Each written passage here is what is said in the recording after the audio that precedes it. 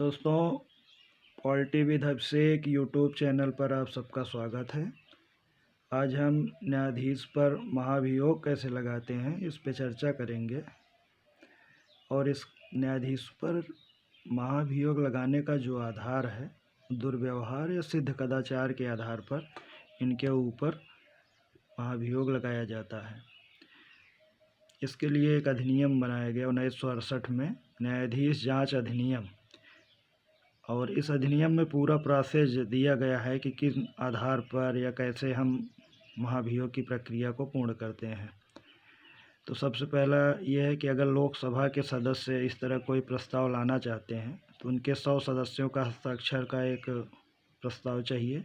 और राज्यसभा के सदस्य अगर लाना चाहते हैं तो 50 सदस्यों के हस्ताक्षर का एक प्रस्ताव चाहिए, जो संबंधित सदन के अध्यक्ष को दिया जाता है। सेकंड प्रोसेस में ये होता है कि अध्यक्ष या सभापति इस प्रस्ताव को शामिल भी कर सकते हैं या इसे अस्वीकार भी कर सकते हैं।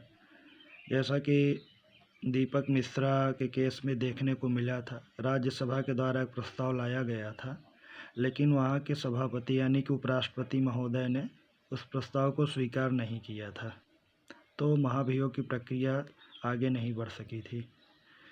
अगर इस प्रस्ताव को स्वीकार कर लिया जाता है, चाहे अध्यक्ष के द्वारा या सभापति के द्वारा, तो इसकी जांच के लिए एक 3 सदस्यीय समिति का गठन किया जाता है। और अगले प्रक्रिया में समिति में 3 प्रमुख सदस्य होते हैं। इसमें मुख्य न्यायाधीश होते हैं या उच्चतम न्यायालय का कोई न्यायाधीश होता है, किसी उच्च न्यायालय का मुख्य न्यायाधीश होता है, और एक प्रतिष्ठित न्यायवादी होते हैं जिन्हें कानून की और संविधान की अच्छी समझ होती है। ये समिति इन आरोपों की जांच करती है, और यदि समिति पाती है कि नहीं, न्यायाधीश के ऊपर जो भी आरोप लगाए गए हैं दुर्व्यवहार का दोषी या असक्षम पाती है, तो प्रस्ताव पर सदन फिर इस प्रस्ताव पर विचार कर सकता है।